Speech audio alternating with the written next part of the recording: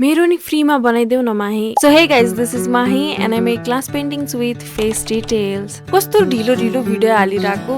आज हामी फेरि बनाउँदैछौँ फिमेल पोर्ट्रेट। अनि मेरो पेन्टिङ्सहरू धेरै बाँकी रहेछ के, सो मलाई भिडियो हाल्न चाहिँ टाइम लागिरहेछ है। वाउ दिदी, हजुरको भोइस कति क्युट हो अनि हजुरको art just looking like a wow रे। Thank you so much. हजुरको यही कमेन्ट पढ्नलाई मैले भिडियो हाले, थाहा छ। एक्सपेक्टेसनमा जस्तो सोचेको थिएँ त्यस्तै भयो। वाउ, लास्टै दामी भन्नुभएको छ। यो पोर्ट्रेट पनि कस्तो बन्यो भनेर हेर्नलाई चाहिँ लास्टसम्म हेर्नुपर्छ है। अनि मलाई चाहिँ उहाँको आइज कति मन पर्यो के। उहाँले ज्वेलरी पनि लाउनु भएको छ अनि मैले चाहिँ डिटेल्समा काम गरेछु त्यसमा। अहिले चाहिँ म फेस डिटेल्सहरू बनाउँदैछु। उल्टा पेन्टिङमा सबभन्दा गाह्रो के छ थाहा छ?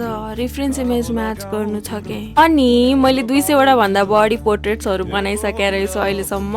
थ्याङ्क यू सो मच मेरो आर्टवर्क रुचाइदिनु भएकोमा। हजुरहरूको अर्डर्सले गर्दा नै मैले यो आर्टलाई अझै फाइन बनाउन सकेको छु। अर्को तनाव भनेको चाहिँ स्किन टोन म्याच गर्ने हो के। उहाँले सोध्नु भएको छ लास्टमा के युज गर्नुहुन्छ हजुरले प्रिजर्भ गर्नको लागि भनेर। वार्निस गर्छु है मैले चाहिँ। ल हेर मैले त यो कस्तो बन्यो। क्लाइन्टलाई चाहिँ एकदम मन पर्यो। Just look at the details. मैले चाहिँ मालाको डिटेल अनि हाइलाइट्सहरू एड गरेको थिएँ फेसमा। Spot me in the mirror. यो चाहिँ नभन्नु है मलाई।